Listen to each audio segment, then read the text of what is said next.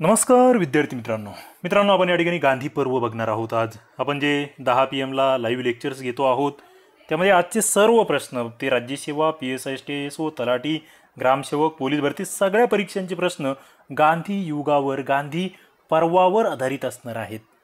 मग यामध्ये काय काय असणार, गांधी नेतृत्वाचा उदय कसा झाला, सुरुवातीचे सत्याग्रह कोणते होते, त्यांचा क्रम कोणता आहे, रौलेट कायदा, मग तो जालियनवाला बाग हत्याकांड आणि त्या तीन मोठ्या चळवळी, एक म्हणजे असहकार चळवळ, दुसरी म्हणजे सविनय कायदेभंग, तिसरी म्हणजे छोडो भारत, त्यामध्ये झाले मग ते स्वराज्य पक्षाचं कार्य, नेहरू रिपोर्ट, सायमन कमिशन, सविनय कायदेभंग, पुणे करार, मिठाचा सत्याग्रह, गोलमेज परिषदा, हे सगळं आपल्याला या आजच्या लेक्चरमध्ये बघायचं आहे। ओके, अत्यंत महत्त्वाचे मुद्दे आहेत। शेवटपर्यंत हे लेक्चर बघितलं तर निश्चितपणे तुमची किमान या ठिकाणी म्हणजे परीक्षेनुसार त्या परीक्षेनुसार समजा तुम्ही राज्यसेवा देत असाल तर किमान एक 15 ते 20 गुणांचा अभ्यास या ठिकाणी निश्चितपणे होणार आहे। सरळ सेवेची कोणती परीक्षा देत असाल तर 2 ते 3 गुणांचा अभ्यास जो आउट ऑफ आपण म्हणूया या ठिकाणी या गांधी युगावर, कारण की मित्रांनो इथे जरी गांधी हे नाव असलं तरी खूप साऱ्या घटना या ठिकाणी आपल्याला यामध्ये कव्हर करायचे आहे। आता पुढचा मुद्दा, आपण सगळ्यांना ई बुक सध्या मोफत देतो आहोत। सध्या म्हणतोय म्हणजे तुम्ही हा व्हिडिओ कदाचित नंतर बघत असाल तर भेटणार नाहीत। सध्या जोपर्यंत लाईव्ह लेक्चर चालू आहेत आपले 10 PM चे तोपर्यंतच या ठिकाणी फ्रीमध्ये भेटणार आहेत। मग काय करायचं, तुम्हाला आपलं STI RCP ॲप्लिकेशन डाउनलोड करायचं आहे, आपलं MPSC स्पर्धा विश्व टेलिग्राम चॅनल जॉईन करायचं आहे आणि जे लाईव्ह आपण घेतो आहोत रात्री 10 वाजता त्याला जॉईन व्हायचं आहे। तिघांचीही लिंक तुम्हाला खाली दिली आहे, तिघांनाही जॉईन व्हा, त्याचे स्क्रीनशॉट व्हॉट्सअप नंबर दिला आहे त्यावर पाठवा। सगळे विषयांचे इतिहास, भूगोल, राज्यघटना, सामान्य विज्ञान, मराठी व्याकरण सगळे ई बुक्स तुम्हाला भेटून जातील। त्यामध्ये ई ठोकळासुद्धा असणार आहे। ओके, चला आपण या ठिकाणी सुरुवात करूया टॉपिकला। मित्रांनो, जेव्हा तुम्ही गांधी युगाची पार्श्वभूमी बघायला जातात किंवा गांधी युगाबद्दल एकदम सोपा मुद्दा बघायला जातात तेव्हा या युगाचा कालखंड काय तर 1920 ते 1947 हा कालखंड गांधी युगाचा आहे। ओके, आता इथे झालंय काय बघा, आपण बघतो 1914 ते 1918 दरम्यान एक अत्यंत महत्त्वाची घटना घडली। 14 ते 18 पहिलं महायुद्ध होतंय। ओके, भारतीय राजकारणामध्ये एक प्रकारची कोंडी तयार होते आहे आणि आपण बघतोय मग आधीच्या मवाळ विचारसरणी आहे 1885 ते 1905, नंतर 1905 ते 20 जहाल विचारसरणी आहे। मात्र जहालांना सुद्धा ब्रिटिशांनी दडपून टाकलं, मवाळांवर जनतेचा विश्वास राहिलेला नाही आहे। आता या ठिकाणी नवीन नेतृत्वाची गरज आहे, जनतेला आकर्षित करणाऱ्या नेत्याची गरज आहे आणि मग त्या ठिकाणी महात्मा गांधीजींसारखं नेतृत्व उदयाला येत आहे। मात्र या नेत्याचा उदय कसा होतोय ते आपल्याला बघावं लागेल। बघा, महात्मा गांधीजींचं नेतृत्व आम्ही जेव्हा बघायला जातो, उदय बघायला जातो, तेव्हा पहिला मुद्दा, महात्माजींचं पूर्ण नाव आम्हाला माहीत असलं पाहिजे। मोहनदास करमचंद गांधी, जन्म कधी झाला आहे 2 ऑक्टोबर 1869ला जन्म झाला। गुजरातमधील पोरबंदर या ठिकाणी वडील त्यांचे राजकोट संस्थान असेल, पोरबंदर संस्थान असेल त्या ठिकाणचे दिवाण आहे। घरात धार्मिक वातावरण। 1887ला मॅट्रिकची परीक्षा उत्तीर्ण होत आहेत, पुढे उच्च शिक्षणासाठी इंग्लंडला जात आहेत, बॅरिस्टरची पदवी प्राप्त करत आहेत। बघा काय, वकील होत आहेत, बॅरिस्टर होत आहेत इंग्लंडला जाऊन, हे उच्च शिक्षण आहे त्यांचं। 1891ला भारतामध्ये येत आहेत, राजकोटला वकिली सुरू करत आहेत। मात्र काय होत आहे, 1893ला त्यांना एक वेगळी संधी चालून येते। 1893ला संधी चालून येते आहे आणि ते एका कंपनीचे वकील म्हणून दक्षिण आफ्रिकेला जात आहेत। मात्र दक्षिण आफ्रिकेमध्ये ते गेले तेव्हा एक कायदा पास झाला 1906ला आणि त्या कायद्याचं नाव आहे एशियाटिक रजिस्ट्रेशन ॲक्ट। बघा, तुम्ही म्हणाल काय होता हा कायदा, तर इथे आशियाई लोकांवर आपली नोंदणी करण्याचा आणि नोंदणी पत्रावर आपले अंगठे उतरवण्याचा किंवा अंगठे उमटविण्याची त्या ठिकाणी सक्ती करण्यात आलेली होती। गोऱ्या राजवटीचे लोक त्यांच्यावर त्या ठिकाणी जाचक निर्बंध लादत होते आणि मग याच्या विरुद्ध महात्माजींनी एक आंदोलन सुरू केलं, सत्याग्रह आंदोलन। ओके, आणि मग तिथे ते सक्सेस झालं। पुढे त्यांचं भारतात आगमन होतं। भारतातलं आगमन त्यांचं, ती तारीख तुम्हाला लक्षात ठेवायची, जिला प्रवासी दिन म्हणून आपण साजरा करतो, 9 जानेवारी 1915 या दिवशी ते भारतात येत आहेत। काही ठिकाणी असंही लिहिलेलं आहे की गोपाळकृष्ण गोखले यांनी त्यांना बोलावून घेतलं।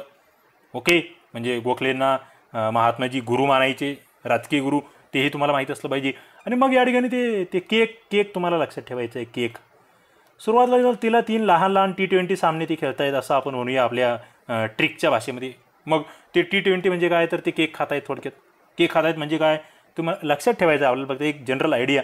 केक सी म्हणजे चंपारण्य या ठिकाणी पहिला सत्याग्रह ते करतायत। निळीचे मळेवाले आहेत त्या ठिकाणी, त्यांच्यावर अन्याय होतोय कामगारांवर, त्या मजुरांची पिळवणूक होते। बिहारमधले चंपारण्य इथे 1917ला पहिला सत्याग्रह करतायत, दुसरा अहमदाबादला सत्याग्रह करतायत, आणि दुसरा तो गिरणी कामगारांसाठीचा आहे, तिथे पेमेंट वाढवून देत आहेत ते, आणि तिसरा पुन्हा 1918मध्ये खेडा, बघा सी म्हणजे चंपारण, अ म्हणजे अहमदाबाद आणि के म्हणजे खेडा, गुजरातमधला खेडा, या ठिकाणी जो शेतसारा वाढवलेला आहे तिथे ते सत्याग्रह करत आहेत. आणि या 3 सत्याग्रहांमुळे त्यांचं नाव होतंय देशामध्ये. आणि पुढे मग राष्ट्रीय पातळीवर त्यांचं नेतृत्व कसं उदयाला येत आहे, बघा हा मुद्दा फार महत्त्वाचा आहे. हा प्रश्न विचारला गेलाय. हा प्रश्न कसा विचारला गेला ते तुम्हाला 10 PM लाईव्हमध्ये भेटेल, त्याची लिंक तुम्हाला खाली डिस्क्रिप्शन बॉक्समध्ये देतोय मी. इथे सगळ्यात महत्त्वाचं तुम्हाला लक्षात ठेवायचं तो 1919चा भारत सरकारचा कायदा, ओके. त्याच्यातून मग तो रौलेट ॲक्ट, तो जालियनवाला बाग हत्याकांड, तिथून पुढे मग महात्माजींचं नेतृत्व उदयाला येतं आहे. तिथून पुढे महात्माजींकडे आशेने बघतोय संपूर्ण भारत. आणि पुढे मग महात्माजी 3 मोठे आंदोलनं करत आहेत. 3 आपण त्याला आपल्या ट्रिकच्या भाषेमध्ये काय 3 कसोटी सामने खेळतायत. पहिला कधी 1920ला, दुसरा कधी 1930ला, आणि तिसरा कधी 1942ला. इथे असहकार चळवळ, इकडे सविनय कायदेभंग, आणि इथे चले जाव, अशा त्या 3 चळवळी आहेत. आणि त्या 3ही चळवळी आम्हाला व्यवस्थित लक्षात ठेवाव्या लागतात. आता आम्ही जातोय पहिल्या चळवळीकडे. पहिली चळवळ जिला आम्ही म्हणतोय असहकार चळवळ. आता इथे काय चालू आहे बघा, असहकार चळवळ का सुरू करावी लागली हा प्रश्न तुम्हाला विचारला गेलाय. का? इथे काय होतंय मित्रांनो, ही असहकार चळवळ सुरू झाली 1920ला, बरोबर. याच्या आधी इथे पहिलं महायुद्ध संपलेलं आहे. त्यामध्ये ब्रिटिशांनी मदतीचं आव्हान केलं होतं की भारतीयांनी युद्ध प्रयत्नामध्ये सहाय्य करावं. यस, पण आम्ही नंतर सुधारणा देऊ असं ते म्हटले, मात्र सुधारणा देत नाही आहे. 1919चा कायदा होतोय, जनता या कायद्याकडे खूप लक्ष लावून बसलेली होती. मॉन्टेग्यू चेम्सफर्ड की इथे आम्हाला काहीतरी सुधारणा भेटतील, मात्र जनतेचा काय होतो आहे, अपेक्षाभंग होतो आहे 1919च्या कायद्याने. आणि मग असंतोष, आणि तो जो 1919च्या कायद्याचा असंतोष आहे, तो असंतोष दडपण्यासाठी, बघा प्रश्न माझा फार महत्त्वाचा आहे, मुद्दा महत्त्वाचा आहे, हा असंतोष दडपून टाकण्यासाठी इथे रौलेट ॲक्ट आणला जातोय. रौलेट ॲक्ट असं त्याला म्हटलं जातं. 2 कायदे, त्याला रौलेट ॲक्ट असं म्हणतात, त्याला काळे कायदे असंही आपण म्हणतो. मग हा कायदा म्हणजे नेमका काय होता, चौकशी करायची नाही, चौकशी विना त्या ठिकाणी तुरुंगात डांबायचं, खटला न भरता तुरुंगात डांबायचं, सभाबंदीसारखे निर्बंध लागू करायचे, हे सगळं रौलेट ॲक्टमध्ये होतं आहे. याला काळे कायदे म्हटले जाते. आणि मग याच्या विरोधामध्ये, याच्या निषेधार्थ देशभर त्या ठिकाणी देशव्यापी सत्याग्रहाची हाक महात्माजी देत आहेत. आणि इथून मग महात्माजींचा तो उदय सुरू होतोय. मात्र याच्यातूनच एक महत्त्वाची घटना घडली, ती म्हणजे जालियनवाला बाग हत्याकांड. जालियनवाला बाग हत्याकांड हा का लक्षात ठेवायचा आम्हाला, कारण की याच्यावर प्रश्न येतात. पहिला मुद्दा, कोणत्या राज्यामध्ये, पंजाब राज्य. कोणत्या शहरामध्ये, अमृतसर शहर. ओके. स्थानिक नेत्यांना अटक झाली, लोक संतप्त झाले, सार्वजनिक मालमत्तेचे नुकसान केले, जमावबंदी होती, सभाबंदीचा आदेश लागू करावा लागला सरकारला. मात्र तरीही जालियनवाला बागमध्ये 13 एप्रिल 1919ला या ठिकाणी सभा घेतली जाते. आणि तिथला जो अधिकारी आहे जनरल डायर, हा संतप्त होतोय. डायर, हा वोडवायर पंजाबचा गव्हर्नर आहे त्यावेळेसचा. जनरल डायर संतप्त होतोय, सैनिकांना आदेश देतोय की चला गोळ्या चालवा. सगळ्या बाजूनी भिंती आहे, उंच भिंती आहे, बाहेर निघण्यासाठी जागा नाही आहे, गोळ्यांच्या फैरी झाडल्या जात आहेत, आणि हजारो लोक मृत्युमुखी पावत आहेत. तिथे त्यांनी शासकीय आकडा दिला होता 400, मात्र मित्रांनो खूप सारी, ते 5-6 हजार लोक मृत्युमुखी पावलेले आहेत. आणि नंतर तो डायर पुन्हा उद्दामपणे काय म्हणतोय, त्याची चौकशी होती तेव्हा तो म्हणतो की अरे ते फैरी आम्ही अजून झाडल्या असत्या, मात्र आमचं ते काय म्हणतात त्याला, ते बंदुकीमधल्या गोळ्या संपल्या, असं त्याचं वाक्य होतं ते. त्याच्यानंतर सत्कारही केले ते ब्रिटिशांनी. हे संतप्त करणारं होतं. पुढे आणखी एक मुद्दा आहे असहकार चळवळीमध्ये. त्याच्या आधीचा एक आणखी मुद्दा तुम्हाला लक्षात ठेवावा लागतो, तो म्हणजे खिलाफत चळवळ. खिलाफत चळवळ का होती, याला राष्ट्रीय सभेने पाठिंबा का दिला, बघा. पहिलं महायुद्ध, इथे सुद्धा पहिलं महायुद्ध आहे. पहिल्या महायुद्धामध्ये तुर्कस्तानचा खलिफा, ज्याला सगळे जगातील मुसलमान आपला त्या ठिकाणी नेता मानतायत, ओके, आपला धर्मगुरू मानतायत, त्या खलिफ्याला आम्ही काही करणार नाही असं आश्वासन ब्रिटिश देत आहेत. मात्र विजय मिळवत आहेत आणि त्या खलिफ्याचं नियंत्रण त्या ठिकाणी, त्याची प्रतिष्ठा ती करत नाही आहे, आश्वासन पाळत नाही आहे. मुसलमान भारतातले त्या ठिकाणी संतप्त झालेले आहेत. आणि मग त्यांना आपण जर पाठिंबा दिला तर हिंदू मुस्लिम ऐक्यसुद्धा येईल आणि काँग्रेसला सुद्धा त्या ठिकाणी पाठिंबा भेटेल. अशा 2 गोष्टी आणि महात्माजी खिलाफत चळवळीला पाठिंबा देत आहेत. बघा का पाठिंबा देत आहेत की हिंदू मुस्लिम ऐक्याचं उद्दिष्ट आहे मुख्य. आता पुढे तुम्हाला इथे हा प्रश्न विचारला जातो मग नंतर की असहकार चळवळ का सुरू केल्या गेली, कारणं विचारली जातात, कारणं. बघा, पहिलं कारण म्हणजे तुम्हाला रौलट कायदा हे फार महत्त्वाचं कारण आहे. कारण की हा रौलट कायदा आणि याच्यातून काय येतोय मग जालियनवाला बाग हत्याकांड, बरोबर, हा एकदम महत्त्वाचा मुद्दा आहे. दुसरा आपण बघितलं काय, खिलाफत चळवळ. तिसरा दडपशाही. या सगळ्या बाबींमुळे त्या ठिकाणी असहकार चळवळ सुरू करावी लागते. आणि या असहकाराचा जाहीरनामा 10 मार्च 1920ला या ठिकाणी महात्मा गांधीजी मांडतायत. त्यांचं म्हणणं आहे की जुलमी सत्ता जरी असेल तरी अहिंसेचा मार्ग आपण अवलंबायचा आहे. 4 सप्टेंबर काय, 4 सप्टेंबर 1920ला कलकत्ता या ठिकाणी, बघा 1920च आहे, कलकत्त्याला लाला लजपतराय यांच्या अध्यक्षतेखाली विशेष अधिवेशन भरत आहे. विशेष अधिवेशन, तिथे हा ठराव मंजूर होतोय. मग या ठिकाणी काय ठरतंय बघा, हा प्रश्नही तुम्हाला पुढचा येतो विविध परीक्षांना की असहकार चळवळीमध्ये नेमक्या कोणत्या घटना घडल्या, काय काय केलं गेलं. पदव्या, मानसन्मान त्याग केला, शैक्षणिक संस्था, शाळा, महाविद्यालय बहिष्कार टाकला, राष्ट्रीय शिक्षण संस्था आपल्या स्थापन केल्या, कचेऱ्या, न्यायालय यावर बहिष्कार आहे, मालावर बहिष्कार आहे, समारंभ जे आहेत सरकारी त्याच्यावर बहिष्कार आहे, प्रांतिक निवडणुकांवर बहिष्कार आहे, सगळ्या सरकारी लष्करी नोकऱ्यांवर बहिष्कार आहे. हे सगळे कार्यक्रम असहकार चळवळीत केले जात आहेत आणि याला प्रचंड प्रतिसाद भेटत आहेत. या ठिकाणी विद्यार्थी वर्ग प्रचंड प्रतिसाद देतो आहे, विद्यार्थी वर्ग, वकील प्रचंड प्रतिसाद देत आहेत. खूप सारे वकील आहेत, म्हणजे नावच घ्यायचे झाले, श्री राजगोपालचारी, वल्लभभाई पटेल, मोतीलाल नेहरू, चित्तरंजन दास, बॅरिस्टर जयकर, सैफुद्दीन किचलू, आसफ अली इत्यादी वकिलांनी त्या ठिकाणी वकिलीचा व्यवसाय सोडून दिला. आणि पदव्यांचा त्याग, असहकार चळवळीमध्ये पदव्यांचा त्याग म्हटला की तुम्हाला इथे 2 नावं नीट लक्षात ठेवायची. एक म्हणजे रवींद्रनाथ टागोर आणि दुसरे म्हणजे महात्मा गांधी. या दोघांनी सुद्धा आपल्या पदव्या त्यागलेल्या आहेत.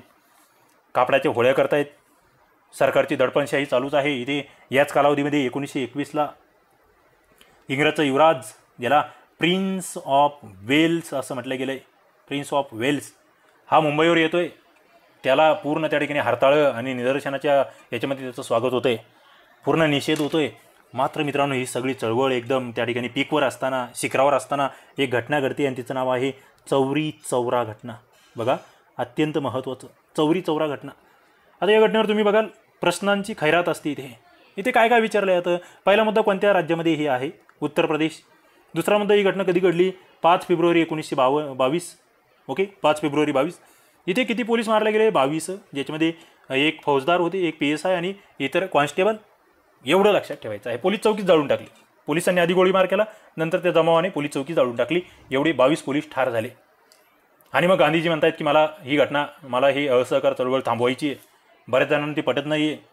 अचानक त्या ठिकाणी हा निर्णय होता, पण गांधीजींनी दाखवून दिलं की मला कायद्याचं उल्लंघन न करता मी शांततेच्या मार्गानेच जाणार, मला हे चालणार नाही, अहिंसा मला चालणार नाही, मला हिंसा चालणार नाही, हिंसा चालणार नाही.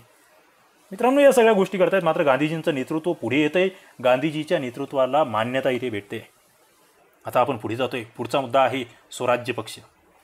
आता तुम्ही बघितलं 1922ला घडलेली चौरी चौरा घटना. गांधीजी अचानक असहकार चळवळ स्थगित करतायत. काही जणांना पटत नाही आहे. ही चळवळ स्थगित झाली, एक पोकळी तयार झाली.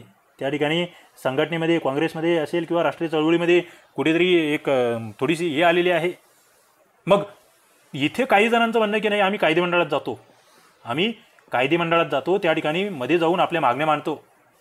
कायदेमंडळावरचा बहिष्कार जो आहे तो उठवा, आम्ही तिथे जातोय, तिथे आपल्या मागण्या मान्य करून घेतोय. मात्र हे गांधीजींना मान्य नव्हतं, बऱ्याचशा नेत्यांना मान्य नव्हतं. पण काय झालं, पुढे एक अधिवेशन भरतंय, अत्यंत महत्त्वाचं गया अधिवेशन. लक्षात राहू द्या, गया अधिवेशन कधीचं हे, 1922चं. या अधिवेशनाचे अध्यक्ष आहेत चित्तरंजन दास. कोण अध्यक्ष? चित्तरंजन दास आहे, ज्यांना आपण CR दास असं म्हणतोय. CR दास या ठिकाणी अध्यक्ष आहेत. त्यांचं म्हणणं की चला निवडणुका लढवूया, मध्ये जाऊया, विरोध करूया. आता हे जे ज्यांना हे निवडणुका वगैरे पाहिजे, ज्यांना कायदेमंडळात प्रवेश करायचा आहे, त्यांना म्हटलं गेलं फेरवादी गट. कोणता? फेरवादी, प्रो चेंजर्स म्हटलं गेलं. आणि दुसरा जो विरोधी गट होता, म्हणजे महात्मा गांधींच्या विचाराचा की नाही आपल्याला बहिष्कार जसाच्या तसा चालू ठेवायचा आहे, त्याला म्हटलं गेलं ना फेरवादी गट. बघा, ना फेरवादी या कन्सेप्टही तुम्हाला माहीत असले पाहिजे. ना फेरवादी, नो चेंजर्स. आणि मग इथे या फेरवादी गटातर्फे प्रस्ताव मांडला गेला आहे गयावादी अधिवेशनामध्ये की आम्हाला त्या ठिकाणी मंत्रिमंडळात गेलं पाहिजे. मात्र फेटाळला जातो तो प्रस्ताव. शेवटी चित्तरंजन दास आणि हे मोतीलाल नेहरू हे दोघं जण राजीनामा देत आहेत, आपल्या पदांचे राजीनामा देत आहेत, काँग्रेसमधील पदांचे, आणि स्वतःचा पक्ष स्थापन करतात. या ठिकाणी काँग्रेस अंतर्गत या ठिकाणी स्वराज्य पक्ष स्थापना कधीची आहे? 1 जानेवारी 1923ची स्थापना आहे. 1 जानेवारी 1923. अध्यक्ष आणि सचिव विचारले जातात तुम्हाला. चित्तरंजन दास मित्रांनो या ठिकाणी या पक्षाचे अध्यक्ष आहेत आणि मोतीलाल नेहरू या ठिकाणी या पक्षाचे सचिव आहेत. ओके. आणि मग यांचं सगळ्यात महत्त्वाचं उद्दिष्ट काय? कायदे मंडळात प्रवेश करायचा, त्या ठिकाणी जाऊन कायदे करायचे. मग यांनी निवडणुका लढवल्या आणि याच्यावरही प्रश्न आहे की निवडणुकामध्ये यांचं नेमकं काय झालं, निवडणुकामध्ये यांना यश मिळालं की नाही मिळालं. निवडणुका कधीच्या 1923च्या नोव्हेंबरमध्ये कायदे मंडळाच्या निवडणुका झाल्या. कधी? 1923ला. यांना चांगलं यश मिळतं आहे. जी सेंट्रल लेजिस्लेटिव्ह असेंब्ली आहे 101 जागांपैकी यांना 42 जागा भेटत आहेत. मध्य प्रांतामध्ये स्पष्ट बहुमत आहे. बंगालमध्ये सर्वाधिक जागा आहे. मुंबई, संयुक्त प्रांत, आसाम इथेही चांगलं यश आहे आणि हे कायदे मंडळात जाऊन चांगले काम करतायत, त्या ठिकाणी छाप पाडतायत. ओके. अत्यंत महत्त्वाच्या बाबी या ठिकाणी आहेत. सुधारणा करतायत आणि पुढे मग गांधीजीसुद्धा थोडीशी मध्यस्थी करतायत. यांचे जे मतभेद झाले होते काँग्रेसशी, गांधीजी म्हणतात की मातृभूमीवरील प्रेमामध्ये ती इतर कोणालाही हार जाणार नाहीत. स्वराज्य पक्षाबद्दल ते त्या ठिकाणी स्वराज्य पक्षाच्या नेत्यांचा गौरव करतायत गांधीजी. म्हणजे थोडक्यात त्या ठिकाणी मतभेद संपुष्टात येत आहेत काँग्रेसमधील आणि यांच्यामधील. पण पुढे काय होतं? पुढे आपण बघतो स्वराज्य पक्षामध्ये फूट पडते. सगळ्यात महत्त्वाचं म्हणजे त्यांचं फार मोठं नुकसान होतं. चित्तरंजन दास 1925मध्ये त्यांचं अचानक निधन होतं आहे, प्रभावी नेते. पुढे मग 2 गट पडत आहेत. काही जण म्हणतात स्वराज्य पक्षाने कायदे मंडळात जाऊन अडवणूक केली पाहिजे, काही जण म्हणतात नाही ते धोरण योग्य नाही आहे. आणि मग त्याच्यातून काही जण बाहेर पडतात आणि नवीन पक्ष इथून पुन्हा तयार होतो. त्या पक्षाचं नाव आहे प्रतियोगी सहकारिता पक्ष. प्रत्येक मुद्दा परीक्षेभिमुख आहे. ज्या ज्या मुद्द्यांवर प्रश्न आले मित्रांनो विविध परीक्षांना तेवढेच फक्त या ठिकाणी कव्हर करतोय. त्याच्यामुळे फक्त परीक्षेभिमुख म्हणजे परीक्षेभिमुख. प्रतियोगी सहकारिता पक्ष. मग उद्या तुम्हाला विचारलं जातं की याच्याशी संबंधित कोणती व्यक्ती आहे या संदर्भात बघा. बॅरिस्टर जयकर लक्षात ठेवा, न.चि. केळकर लक्षात ठेवा, डॉक्टर मुंजे लक्षात ठेवा, श्री हरी आने लक्षात ठेवा, त्यानंतर मदन मोहन मालवीय लक्षात ठेवा. यांनी या ठिकाणी हा पक्ष स्थापन केला होता. पुढे मग याला जातीयवादाचाही फटका आहे. काही जण यांच्यावर मुस्लिम दार्जिनीपणाचा आरोप काही जणांनी केलेला आहे. बऱ्याच गोष्टी या ठिकाणी होत्या आणि तरीसुद्धा या पक्षाचं जेव्हा आपण पूर्ण मूल्यांकन करतो तेव्हा या पक्षातून खूप सारं त्या ठिकाणी फायदा झालेला आहे हे आपल्याला लक्षात येईल. ओके. आता पुढे काय झालं? पुढे काँग्रेसने आपला थोडासा कल बदलवलेला आहे. थोडी विधायक कार्य करायला त्यांनी सुरुवात केलेली आहे. मग विधायक कार्य कोणती? 1924मध्ये आपण बघतो इथे गांधीजींनी 1922ला असहकार चळवळ त्या ठिकाणी थांबवली. नंतर त्यांना अटक करण्यात आली, त्यांच्यावर खटला भरण्यात आला. त्यांना त्या ठिकाणी 6 वर्षाची शिक्षासुद्धा सुनावलेली आहे. मात्र आपण बघतो 1924ला त्यांना त्या ठिकाणी सुटका झाली त्यांची प्रकृतीच्या कारणावरून. मुद्दा महत्त्वाचा आहे. मग गांधीजी त्या ठिकाणी जनतेच्या संपर्कात येत आहेत. वेगवेगळे कार्यक्रम दिले गांधीजींनी. काय कार्यक्रम दिले माहिती आहे? मद्यपान बंदी, अस्पृश्यता निवारण, हिंदू मुस्लिम ऐक्य, चरख्याचा प्रसार, खादीचा प्रसार, स्वदेशीचा प्रसार हे सगळे विविध कार्यक्रम ते राबवत आहेत. आणि राजकीय प्रक्रियेमध्ये जनतेचा सहभाग कसा वाढवता येईल हे ते बघतायत. आता पुढे एक महत्त्वाची घटना घडते. पुढे स्वराज्य पक्षानंतर एक महत्त्वाची घटना घडते ती म्हणजे सायमन कमिशन आणि नेहरू रिपोर्ट. आणि तुम्हाला माहिती आहे दोन्ही मुद्द्यांवर फार विविध पद्धतीचे प्रश्न येतात. पहिला मुद्दा असतो तो म्हणजे Simon commission. Simon go back तुम्ही इथे बघतायत. सायमन कमिशन का नेमली? तर 1919चा कोणता कायदा? मॉन्टेग्यू चेम्सफोर्ड कायदा. बघा इथे सायमन कमिशनची नियुक्ती होते आहे 1919च्या मॉन्टेग्यू चेम्सफोर्ड कायद्यामध्ये एक तरतूद होती की दर 10 वर्षांनी काय करावं? कायद्याची फेरतपासणी करावी. आणि मग त्या संदर्भात विचार चालू होता. आणि नेमकं ब्रिटनमध्ये एक घटना घडत होती की तिथे जो हुजूर पक्ष होता त्याचा नेमका कार्यकाळ संपायला आलेला होता. बघा हा मुद्दा फार महत्त्वाचा आहे. मग त्यांनी काय केलं? आपल्याच काळामध्ये आपण एक कमिशन नेमून टाकू. सायमन कमिशन नेमलं. त्या सायमन कमिशनमध्ये 7 सदस्य होते म्हणून भारतीयांनी त्याला विरोध केला. हे कमिशन भारतात आलं, याने अहवालसुद्धा दिला आणि त्या अहवालावर सुद्धा तुम्हाला प्रश्न आहेत. एक म्हणजे काय? सदस्य किती होते? 7 होते. त्यांना विरोध का झाला? त्याच्यामध्ये एकही भारतीय नव्हता म्हणून. आणि त्यांनी अहवाल दिला त्याच्यामध्ये काय शिफारशी होत्या? पुढे त्यांना कोणती घोषणा देण्यात आली? सायमन परत जा, सायमन गो बॅक. मुंबईमध्ये फार उग्र निदर्शने त्या ठिकाणी झाली ती माहीत असली पाहिजे. मग शिफारशी बघा, या शिफारशींवर 2-3 वेळा प्रश्न आलेले आहे मित्रांनो. आपल्याला इतर माहीत असतं आता ती 7 सदस्यीय भारतीय नव्हती ती आता ती सगळ्यांना जमणार आहे. मात्र शिफारशी लक्षात ठेवायची आहे. पहिला सगळ्यात महत्त्वाचा मुद्दा लक्षात ठेवा तो म्हणजे द्विदल राज्यपद्धती जी होती ना, जी 1919च्या कायद्याने त्या ठिकाणी सुरू केली होती ती द्विदल राज्यपद्धती रद्द करावी ही फार महत्त्वाची शिफारस. दुसरं, कायदेमंडळाच्या सदस्य संख्येमध्ये वाढ करावी. बघा, सदस्य संख्येमध्ये वाढ करावी ही दुसरी शिफारस. तिसरी, संघराज्य पद्धती संदर्भातली तिसरी शिफारस. त्यानंतर केंद्रस्थानी मात्र द्विदल राज्यपद्धती असावी बरं का, केंद्राच्या ठिकाणी द्विदल राज्यपद्धती असावी, प्रांतामध्ये नको, केंद्रात असावी अशी शिफारस आहे. आणि सगळ्यात महत्त्वाचं म्हणजे ती ब्रह्मदेश जो आहे ना तो भारतापासून वेगळा करावा, ही शिफारस कोण करते? सायमन कमिशन करते हा, ब्रह्मदेशाला वेगळं करण्यासंदर्भात. तर एवढ्या बाबी इथे लक्षात ठेवायच्या. आता पुढचा मुद्दा येतो तो म्हणजे नेहरू रिपोर्ट. नेहरू रिपोर्टमध्ये एक व्यक्ती फार महत्त्वाची आहे. तर मोतीलाल नेहरू यांचा तो रिपोर्ट आहे माहीत आहे, मात्र हा रिपोर्ट का आणावा लागला किंवा नेहरू यांच्या अध्यक्षतेखाली, मोतीलाल नेहरू यांच्या अध्यक्षतेखाली ती समिती का नेमावी लागली? तर इथे हे नाव लक्षात ठेवा, भारत मंत्री लॉर्ड बर्कनहेड. बर्कनहेड यांनी भारतीयांना आव्हान केलं की चला तुम्ही एवढं म्हणतायत ना या ठिकाणी स्वातंत्र्य द्या स्वातंत्र्य द्या, तर सगळ्या पक्षांनी मिळून आम्हाला एक योजना सादर करा की आमचा देश यापुढे असा चालवू आम्ही, आमची अशी घटना असेल, आम्हाला एक योजना द्या सर्वसंमतीने. आणि मग त्याच्यासाठी मोतीलाल नेहरू यांच्या अध्यक्षतेखाली एक समिती नेमली गेली. आणि मग तो नेहरू रिपोर्टने नेमकं काय सांगितलं? नेहरू रिपोर्टच्या शिफारसीसुद्धा आम्हाला माहीत असल्या पाहिजे. बघा सगळ्यात महत्त्वाचं आहे ते म्हणजे वसाहतीचे स्वराज्य. काय म्हणतोय मी?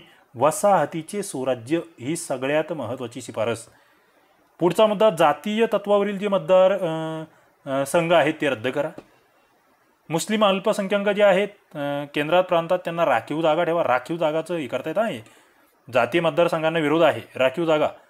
पुढे अल्पसंख्याकांचं हित राखा, मूलभूत नागरी हक्क द्या भारतीयांना, प्रौढ मतदान पद्धती आणि भाषा तत्वावर प्रांताची पुनर्रचना करा. बघा हा मुद्दा हा मांडला आहे आणि हा प्रश्न विचारलाही गेला आहे. आपण जे म्हणतो ना पुढे ते दार कमिशन, फाजल अली कमिशन वगैरे, भाषा तत्वावर प्रांत पुनर्रचना नेहरू रिपोर्टमध्ये पहिल्यांदा आलं आहे, महत्त्वाचं आहे. त्यानंतर आपण पुढे जातो आहोत. नेहरू रिपोर्ट नंतर पुढचा मुद्दा आहे आपला तो म्हणजे सायमन हे सविनय कायदेभंग. आणि सविनय कायदेभंग म्हटलं की एक दुसरी अत्यंत मोठी चळवळ असहकारानंतर. आता या सविनय कायदेभंगाची थोडीशी पार्श्वभूमी काय ती लक्षात घ्या. ओके, इथे तुम्ही जर बघितलं नेहरू अहवाल प्रसिद्ध होतोय. नेहरू अहवाल कधी प्रसिद्ध झाला? 1928ला. ओके, या ठिकाणी त्या अहवालानंतर कलकत्ता या ठिकाणी अधिवेशन भरते आणि या अधिवेशनामध्ये नेहरू अहवालामध्ये जे सांगितलं की काय, आम्हाला वसाहतीचे स्वराज्य द्या. याला विरोध करतायत तरुण नेते, ज्यामध्ये पंडित नेहरू आहेत, ज्यामध्ये नेताजी सुभाषचंद्र बोस आहेत. युवकांचा गट म्हणतोय की आम्हाला हे मान्य नाही, आम्हाला वसाहतीचं स्वराज्य नको, आम्हाला पूर्ण स्वराज्य पाहिजे. बघा कलकत्ता अधिवेशन 1928चं. आणि मग याच्यामध्ये महात्मा गांधीजी मध्यस्थी करतायत की चला आपण या ठिकाणी 1 वर्षाची मुदत देऊ. काय? वसाहतीच्या स्वराज्याची अंमलबजावणी करण्यासाठी आपण 1 वर्षाची सरकारला मुदत देऊ. जर सरकारने 1 वर्षात मान्य नाही केलं तर आपण काय करू? मग पूर्ण स्वराज्याच्या मागणीकडे जाऊया. आणि अत्यंत महत्त्वाचा मग त्या ठिकाणी तो ठराव पास होतो की 1 वर्षामध्ये वसाहतीचं स्वराज्य. आणि पुढचं 1 वर्ष संपून जातं, 1929 उजाडतं. 1929चं एक महत्त्वाचं अधिवेशन तुम्हाला लक्षात ठेवायचं, लाहोर अधिवेशन. ओके, लाहोर अधिवेशन. कलकत्ता अधिवेशनातली मुदत संपली 1 वर्षाची, काही हालचाल नाही आहे. आणि या ठिकाणी मग लाहोर अधिवेशनामध्ये पंडित जवाहरलाल नेहरू, ज्यांचं म्हणणं होतं पूर्ण स्वातंत्र्य पाहिजे आम्हाला, त्यांचीच निवड होती अध्यक्षपदी. त्यांची निवड होते 31 डिसेंबरला. या ठिकाणी तो ठराव संमत होतो 31 डिसेंबर 1929ला की आम्हाला पूर्ण स्वातंत्र्य या ठिकाणी पाहिजे. ती मागणी मान्य होते अधिवेशनामध्ये. ओके, मागणी पहिल्यांदा मान्य होते आणि संपूर्ण स्वातंत्र्य हे आमचं ध्येय ठरतंय या 1929च्या अधिवेशनामध्ये. तिथे जवाहरलाल नेहरू म्हणतायत की संपूर्ण स्वातंत्र्य आमचं ध्येय आहे, आमचा समाजवादावर, आमचा लोकशाहीवर विश्वास आहे. अत्यंत महत्त्वाचं. आणि इथेच मग ती 26 जानेवारी 1930 तारीख येते. कोणती? 26 जानेवारी 1930, जिचा संबंध कशाशी आहे? जिचा संबंध आहे लाहोर अधिवेशनाशी. 26 जानेवारी 1930 इथे हा स्वातंत्र्य दिन म्हणून साजरा केला जातोय. मग तो आता आपण जो प्रजासत्ताक दिन साजरा करतो त्याच्यामागे हा इतिहास होता. स्वातंत्र्याची प्रतिज्ञा घेतली जाते, राष्ट्रभक्तीचे वारे वाहत आहेत, गांधीजींचं नेतृत्व सर्वमान्य होत आहे. आणि मग इथून सुरू होते ती 1930ची सविनय कायदेभंग चळवळ. काय सविनय म्हणजे काय? नम्रतेने कायदे मोडायचे, नावातच आहे. हिंसाचाराचा अवलंब न करता, म्हणजे बघा अहिंसक शब्दाला फार महत्त्व येते. अहिंसक मार्गाने सरकारचे जे काही अन्यायी जुलमी कायदे आहेत, ओके, त्या जुलमी कायद्यांना विरोध करणे. मग यामध्ये सत्याग्रह आहे, परदेशी मालावर बहिष्कार आहे, साराबंदी आहे, करबंदी आहे, या सगळ्या मार्गांचा उल्लेख या ठिकाणी केलेला आहे. मग याच्यातून पुढे फार महत्त्वाचा मुद्दा येतो ज्याला आपण दांडी यात्रा म्हणून आपल्याला जे बघावं लागतं. त्याचं मूळ ते म्हणजे मिठाचा सत्याग्रह. तो एक अत्यंत महत्त्वाचा मार्ग या ठिकाणी सांगितला जातो महात्मा गांधीजींकडून आणि त्याच्यावर काम सुरू होतं. 1930 फेब्रुवारी 1930मध्ये काँग्रेस कार्यकारिणीची बैठक भरते. कुठे? साबरमती आश्रमात. गांधीजी सरकारपुढे 11 मागण्या ठेवत आहेत. त्या सरकारने त्वरित अंमलात आणावे अशी मागणी करतायत. मात्र सरकार दखल घेत नाहीये आणि मग आता डायरेक्ट ॲक्शन घेतली पाहिजे, प्रत्यक्ष कृती केली पाहिजे. त्याच्यातून या ठिकाणी हा मिठाचा सत्याग्रह. मग मीठच का? बघा, हा मुद्दा येतो, हा प्रश्न येतो की मीठच का? मीठच का निवडलं? मीठ ही गरीबातल्या गरीबाची त्या ठिकाणी गरज आहे, निसर्गाची देणगी आहे, समुद्राच्या पाण्यापासून तयार होते आणि त्याच्यावर तुम्ही कर बसवतात. हा गोरगरीब जनतेवर घोर अन्याय आहे असं गांधीजी सांगतात.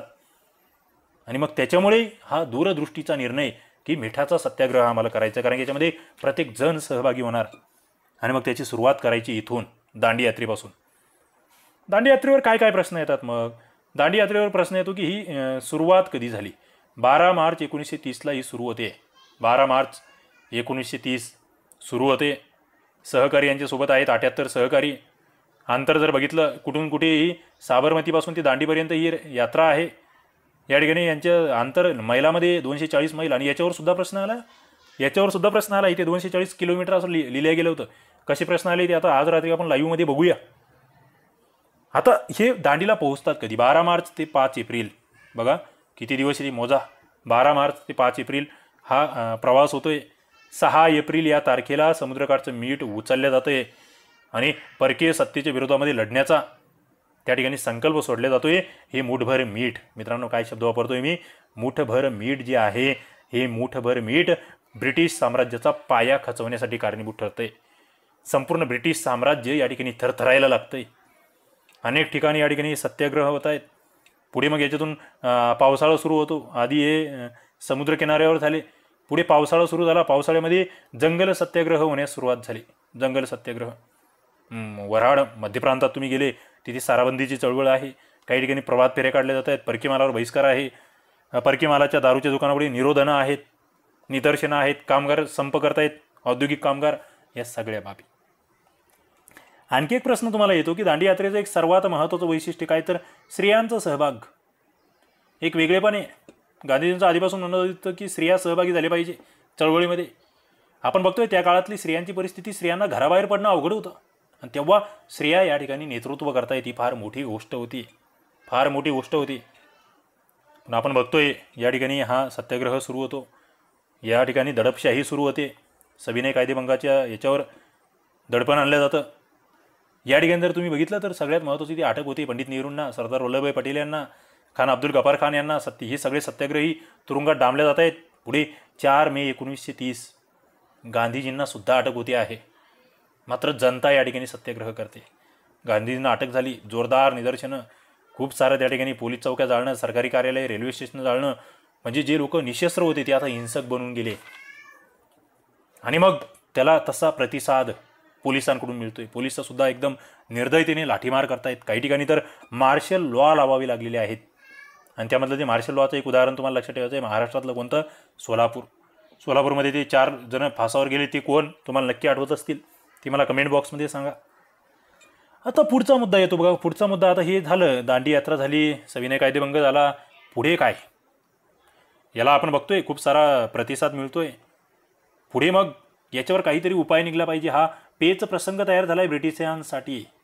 ओके, पेच प्रसंग. आणि मग हा पेच प्रसंग सोडवायचा, त्याच्यासाठी त्यांनी गोलमेज परिषद बोलवण्याचं ठरवलं. मित्रांनो, गोलमेज परिषद ही अशी घटना होती की याच्यामध्ये पहिल्यांदा ब्रिटिश आणि भारतीय प्रतिनिधी हे एका स्तरावर येऊन चर्चा करणार होते, एक सारख्या पातळीवर येऊन. मात्र इथे जर बघितलं तुम्ही, पहिली गोलमेज परिषद, 3 गोलमेज परिषद, त्यांचा कालावधी, त्यांच्यामध्ये सहभागी काही महत्त्वाची व्यक्ती माहीत असली पाहिजे.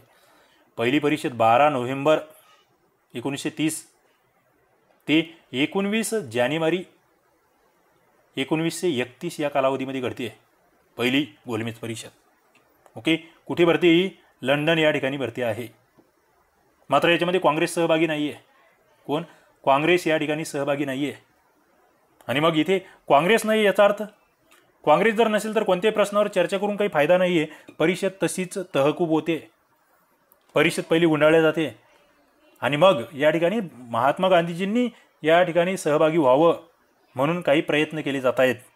ओके, या गोलमेज परिषदेमध्ये पहिल्या परिषदेला सहभागी नाही महात्मा गांधी. मग इथे गांधी आयर्विन करार घडून येतोय. कोणता? गांधी आयर्विन करार. गांधी आयर्विन करार काय आहे तर काँग्रेसचं सहकार्य मिळवायचं ब्रिटिशांना. त्यासाठी गांधीजी आणि इतर नेत्यांची तुरुंगातून सुटका होते. व्हाईसरॉयची भेट घेण्याबाबत गांधीजींचं मन वळवले जाते. व्हाईसरॉय आहे तेव्हाचे लॉर्ड आयर्विन. व्हाईसरॉय आणि गांधीजी जवळपास 15 दिवस चर्चा होती आणि 5 मार्च ही तारीखही लक्षात ठेवा. गांधी आयर्विन कराराची 5 मार्च 1931 रोजी हा करार होतोय. ओके. या करारानुसार सगळ्यात महत्त्वाचं आहे की सविनय कायदेभंग चळवळ थांबवा आणि दुसऱ्या गोलमेज परिषदेमध्ये सहभागी व्हा. 2 गोष्टी, एक चळवळ थांबवा आणि दुसरं गोलमेज राऊंड टेबल कॉन्फरन्समध्ये सहभागी व्हा. मग याच्यावर काही अटी आहेत की कायदेभंग चळवळीत ज्यांच्यावर गुन्हे त्या ठिकाणी दाखल झाले होते त्यांचे गुन्हे मागं घ्या, त्या काळात काढलेला वटहुकूम मागं घ्या, अटक झालेल्या लोकांची सुटका करा, या सगळ्या बाबी. आणि मग हा करार फायनल होतोय.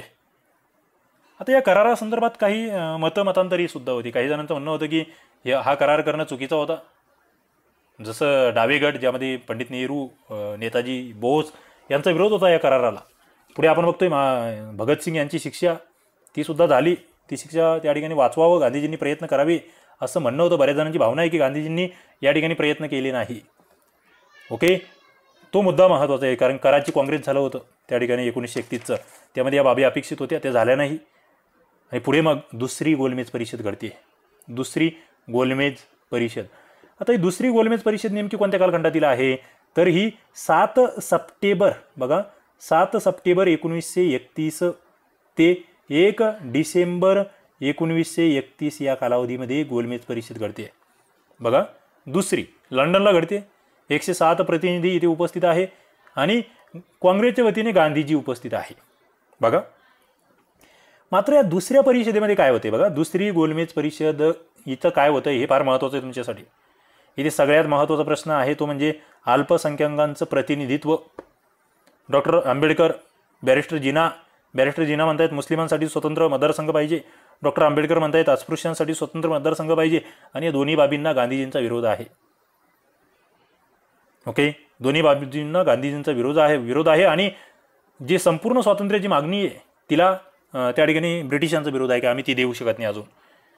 आणि मग त्याच्यातून या ठिकाणी जर बघितलं तुम्ही तर ही दुसरी गोलमेज परिषद सुद्धा अपयशी होते.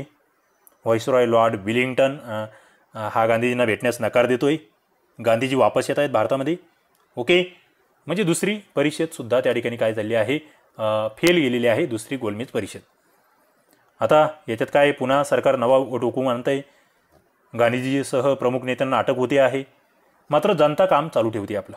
इथे आणखी एक फार महत्त्वाची घटना घडते ती म्हणजे जातीय निवाडा. बघा जातीय निवाडा बघा इथे तुम्ही बघतायत स्क्रीनवर. आता इथे प्रश्न काय येतो याला आपण कम्युनल ॲवॉर्ड असं म्हटलं जातं. हा जे प्राईम मिनिस्टर होते रॅमसे मॅकडोनाल्ड ओके यांनी हा जातीय निवाडा जाहीर केला. कधीचा आहे हा 1932चा 17 ऑगस्ट 1932चा हा निवाडा आहे.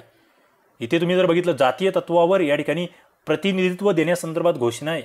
17 विभाग पाडले गेले. 17 ख्रिश्चन, मुस्लिम, शीख, युरोपियन, अस्पृश्य सगळ्यांना अल्पसंख्याक जे गट आहेत यांना कायदेमंडळात राखीव जागा, प्रत्येक विभागासाठी स्वतंत्र मतदारसंघ अशा बाबी आहे. थोडक्यात काय फोडा आणि झोडा आणि राज्य करा. काँग्रेसची जी चळवळ चालू आहे सविनय कायदेभंग याची हवा काढून घ्यायची ब्रिटिशांची या ठिकाणी म्हणजे ही रणनीती आहे.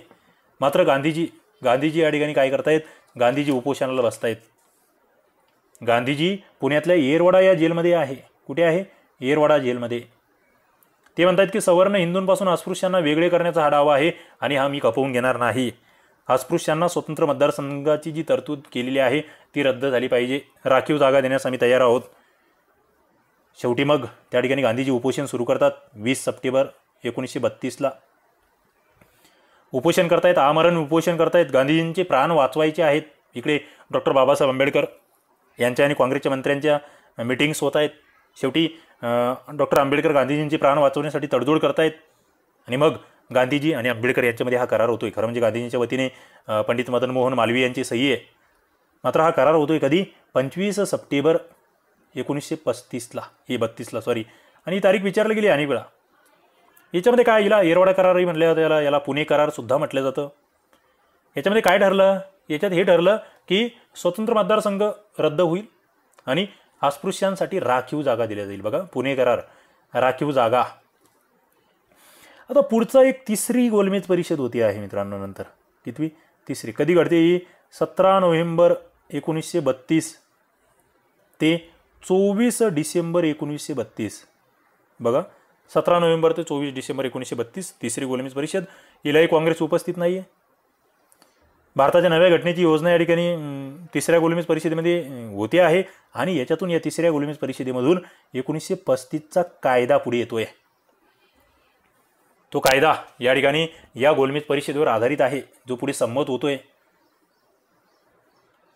आता पुढे जर आपण बघितलं थोडंसं, गांधीजी पुन्हा मग वैयक्तिक चळवळीकडे वळता आहेत. थोडंसं चळवळ संत झालेली आहे.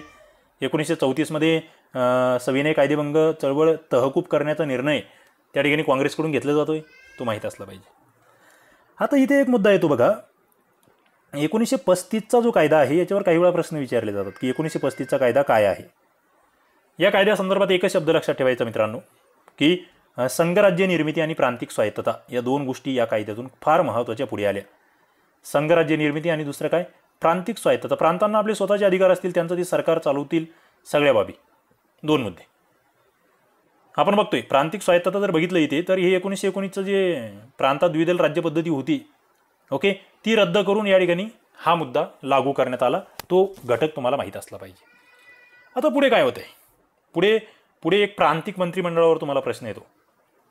प्रांतिक मंत्रिमंडळ, की ते निवडणुका कधी झाल्या? 1935चा जो कायदा आहे तो त्या ठिकाणी संघराज्याची योजना प्रत्यक्षात न आल्याने प्रांतिक स्वायत्तता त्याच्यावर काम करतोय. आणि मग 1937ला या ठिकाणी कार्यवाही सुरू होते. बघा, 1937ला निवडणुका होत आहेत. 11 प्रांताच्या कायदेमंडळाच्या निवडणुका घेतल्या जात आहेत. किती? 11 प्रांत. आणि 11 पैकी या ठिकाणी जर तुम्ही बघितलं, 11 पैकी 5 प्रांत आहे मित्रांनो, ज्यामध्ये संयुक्त प्रांत, मध्य प्रांत, मद्रास, बिहार, ओरिसा या ठिकाणी काँग्रेस जे आहे ते पूर्णतः निर्विवाद बहुमत घेऊन त्या ठिकाणी सत्तेवर येत आहे. 5 प्रांतात. मुंबई, बंगाल, आसाम, वायव्य सरहद्द प्रांत इथे त्यांना बहुमत नव्हतं, मात्र मोठा पक्ष होता. पंजाब आणि सिंधमध्ये अल्पमतात होते ते तुम्हाला माहीत असलं पाहिजे. आणि खूप मोठं म्हणजे या ठिकाणी जर बघितलं, चांगलं यश काँग्रेसचं होतं. 1161 जागांपैकी त्यांनी 716 जागा या ठिकाणी जिंकलेल्या होत्या, तेही तुम्हाला माहीत असलं पाहिजे. आता मग इथे पदग्रहण करायचे की नाही करायचे? बघा, निवडणुका लढवल्या 1937च्या, मात्र त्या ठिकाणी सहभागी व्हायचं की नाही व्हायचं सत्तेमध्ये, यावर बरंच काही झालं. त्या ठिकाणी काही जणांचं म्हणणं होतं सहभागी व्हायचं. डावे गट, पंडित नेहरू, सुभाषचंद्र बोस, काँग्रेसचे समाजवादी पक्षीय यांचं म्हणणं होतं सत्ताग्रहण करू नका, ओके. पण या ठिकाणी काय झालं, एवढं मोठं बहुमत भेटलं. जे बाजूने होते की बाबा चला आपण मध्ये जाऊ, निवडणुका लढवल्या, आपण सत्तेत जाऊ, त्यांचं म्हणणं होतं की आपण जनता आपल्यासोबत आपण दाखवून दिलं, आपण सत्तेत सहभागी होऊ, त्या ठिकाणी अडथळे आणू, आपल्या जनहिताची योजना राबवू, असं म्हणणं होतं. आता पुढे इथे एक थोडीशी चांगली घटना घडली, ती म्हणजे लॉर्ड लिनलिथगो जो व्हाईसरॉय होता, लिनलिथगो, त्याने घोषणा केली की आम्ही मंत्रिमंडळाच्या कारभारामध्ये गव्हर्नर कोणताही हस्तक्षेप करणार नाही. आणि मग त्याच्यातून हे या ठिकाणी सहभागी झाले. 7 प्रांतामध्ये काँग्रेसने मंत्रिमंडळ बनवली. बघा, 7 प्रांत, ज्यामध्ये मद्रास होतं. म्हणजे तुम्हाला जर त्याचं समजा एक भारताच्या नकाशातच बघायचं झालं अशा पद्धतीने एक साधारण, तर बघा इथे या ठिकाणी तुम्ही खाली बघताय, तिकडे मद्रास प्रांत होता, या ठिकाणी मुंबई प्रांत होता, इकडे मध्ये मध्य प्रांत, या ठिकाणी इकडे बिहार प्रांत, इकडे खाली ओरिसा, त्यानंतर इकडे इथे जर बघितलं तुम्ही संयुक्त प्रांत, इकडे वायव्य सरहद्द प्रांत. 7 प्रांतामध्ये काँग्रेसने मंत्रिमंडळ स्थापन केले. 7 प्रांत. पुढे आसाममध्ये सुद्धा इतर पक्षाच्या मदतीने मंत्रिमंडळ त्यांचं होतं. फक्त इकडे सिंध आणि पंजाब आणि या ठिकाणी बंगाल या 3 प्रांतामध्ये काँग्रेसची मंत्रिमंडळं नव्हती, ओके. आणि चांगली कामगिरी केली त्यांनी. म्हणजे तुम्हाला जर विचारलं गेलं की या 1937च्या कालखंडात ज्या निवडणुकामध्ये जे मंत्रिमंडळ आले इथे, यांनी काय केलं? शेतकऱ्यांचं कर्ज माफ केलं, कुळांना संरक्षण दिलं, दारूबंदी केली, राजकीय कैद्यांची मुक्तता. आपण बघतो स्वातंत्र्यवीर सावरकर यांची मुक्तता इथेच आहे.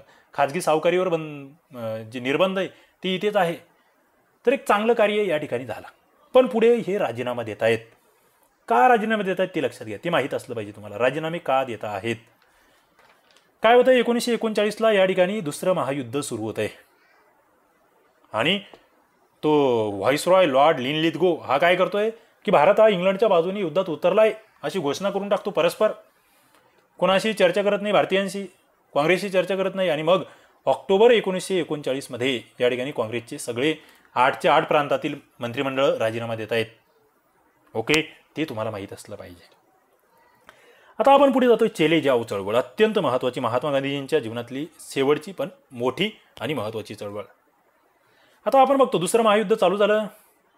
ब्रिटिशांना भारतीयांच्या सहकार्याची गरज होती. त्याच्यातून त्यांनी 1940ला 1 ऑगस्ट घोषणा केली. व्हाईसरॉय लिन लिथगो यांची ही ऑगस्ट घोषणा आहे. कधीची? 1940ची ही ऑगस्ट घोषणा आहे. मग हे काय म्हणतायत, युद्ध समाप्त झालं की भारताला वसाहतीचे स्वराज्य देण्यात येईल. बघा, वसाहतीचे स्वराज्य भारताला देण्यात येईल. मात्र हे काँग्रेसला मान्य नाहीये. काँग्रेस ती फेटाळते आणि काँग्रेस मग त्याच्यातून काय करते, वैयक्तिक सत्याग्रहाची मोहीम, वैयक्तिक सत्याग्रह, हे लक्षात ठेवा. आता या ठिकाणी मोठी चळवळ का करत नाही ते? ओके, आडमुठेपणाचं जे धोरण म्हणतोय आपण, ते काँग्रेसने का स्वीकारलं नाही? कारण की इथे एक मुद्दा होता. इंग्रज जे लढत होतं ना, इंग्रजचं काय म्हणणं होतं माहिती आहे का, आम्ही फॅशिझमच्या विरोधात लढतोय, म्हणजे आम्ही लोकशाहीच्या बाजूने लढतोय. म्हणून काँग्रेसच्या काही नेत्यांना वाटत होतं की नाही, इंग्रजांना या ठिकाणी ब्रिटिशांना आता अडचणीत आणायला नको, आणि मग याच्यातून आम्ही वैयक्तिक सत्याग्रह करू. ऑक्टोबर 1940 वैयक्तिक सत्याग्रह सुरू होतोय. पहिले सत्याग्रही आचार्य विनोबा भावे यांची निवड होते. ती आम्हाला माहीत असलं पाहिजे. आता पुढे ब्रिटिशांचं पुन्हा आपण बघतोय युद्धाचं पारडं जर्मनीच्या बाजूने झुकायला लागलंय. ब्रिटिश आणि त्यांचे मित्रराष्ट्र अडचणीत येत आहेत. आणि मग भारतीयांचा पुन्हा त्या ठिकाणी म्हणजे सपोर्ट असावा म्हणून त्यांनी क्रिप्स यांना पाठवलं. कधी? 1942ला. आणि याला तर आम्ही काय म्हणतो मग, क्रिप्स योजना किंवा क्रिप्सची शिष्टाई. पण ती काय झाली? त्या ठिकाणी ती असफल झाली. क्रिप्स यांनी काय म्हटलं होतं, युद्ध समाप्तीनंतर आम्ही भारतीयांना वसाहतीची स्वराज्य देऊ. पण गांधीजी काय म्हणतायत की जी बँक दिवाळखोरीत निघाली त्याचा तुम्ही चेक देतायत. अशा पद्धतीने गांधीजी या क्रिप्स योजनेवर निशाणा साधतायत आणि या योजनेला विरोध करतायत. ओके, पुढे मग काय होतं आहे, पुढे सरकार थोडंसं हटवादी भूमिका घेतं आहे. सरकार जे आहे वसाहतीच्या स्वराज्यावरच त्या ठिकाणी बसून राहिलेलं आहे. जनतेमधला अविश्वास वाढत चालला आहे, असंतोष वाढत चालला आहे, जनतेचा दबाव वाढत चालला आहे. आणि मग त्या ठिकाणी जर बघितलं तुम्ही 1942ला काँग्रेसच्या वर्किंग कमिटीची बैठक होती वर्धा या ठिकाणी. बघा, वर्ध्याला बैठक आहे, वातावरण एकदम तापलेलं आहे. आणि मग याच्यातून काँग्रेसचं पुढे याच्यात काही महत्त्वाचे मुद्दे चर्चेला येत आहेत की आता मोठी चळवळ करावी लागेल. आणि त्याच्यानुसार मग पुढे 7 ऑगस्ट 1942 अखिल भारतीय काँग्रेस समितीचं अधिवेशन भरते मुंबईला. आणि मग इथे ठरतं की आता लढा करायचा, आता आम्हाला चळवळ करायची. 8 ऑगस्टला तिथे गांधीजी भाषण करतायत. छोडो भारतचा ठराव त्या ठिकाणी होतो आहे. आणि गांधीजी मंत्र देत आहेत, करेंगे या मरेंगे, करा किंवा मरा. कधीचा मंत्र आहे? 8 ऑगस्टचा. आणि 9 ऑगस्टला मित्रांनो सकाळीच जवळपास 150 जे नेते आहेत यांना अटक होते. मात्र या अटकेमुळे जनता थांबत नाही. सामान्य जनता भूमिगत होऊन या ठिकाणी काम करते. खूप सारे त्या ठिकाणी तीव्रपणे आंदोलन चालू आहे. सरकारी कार्यालय, रेल्वे स्थानक, टपाल कार्यालय सगळ्यांवर हल्ले होत आहेत. रेल्वेचे रूळ उखाडणे, तारायंत्रात ओढणे, सरकारी मालमत्तेचं नुकसान, सरकारी कचेऱ्यांवर मोर्चे, कामगारांचे हत्यार, त्या ठिकाणी कामगारांनी संपाचे हत्यार उचललंय, विद्यार्थी बंड करतायत, या सगळ्या बाबी. आणि याच्यावर दडपशाही होते. ब्रिटिश गोळीबार करतायत, सामूहिक दंड लावतायत, गावांच्या गावांना दंड लावतायत, पाशवी बळाचा वापर करतायत. थोडीशी थंडावती ही चळवळ. मात्र मग आता दुसरा एक मार्ग यांनी अवलंबलेला आहे, तो म्हणजे भूमिगत. समोरासमोर यायचं नाही, मात्र मग आता हिंसक पद्धतीने आंदोलन करायचं असं ठरवलं आहे बऱ्याच जणांनी. त्यामध्ये मग बरीच जणं आहेत. डॉक्टर लोहिया आहेत, अरुणा असफले आहेत, क्रांतिसिंह नाना पाटील, जयप्रकाश नारायण, अच्युतराव पटवर्धन, एस एम जोशी यासारखी बरीच जणं या ठिकाणी या चळवळीत आहेत. याच्यातून मग ते प्रतिसरकार, भूमिगत रेडिओ केंद्र, या रेडिओ केंद्रावर अनेक वेळा प्रश्न आहेत. ओके, त्याच्यामध्ये सहभाग कोणाचा होता, काय, त्या सगळ्या बाबी आहेत, त्याही आम्हाला माहीत असल्या पाहिजे. प्रतिसरकारवर प्रश्न आहेत. ओके, प्रतिसरकार महाराष्ट्रामध्ये सातारा, बंगालमध्ये मिदनापूर, बिहारमध्ये भागलपूर, उत्तर प्रदेशामध्ये बालिया या ठिकाणी प्रतिसरकार स्थापन होत आहेत.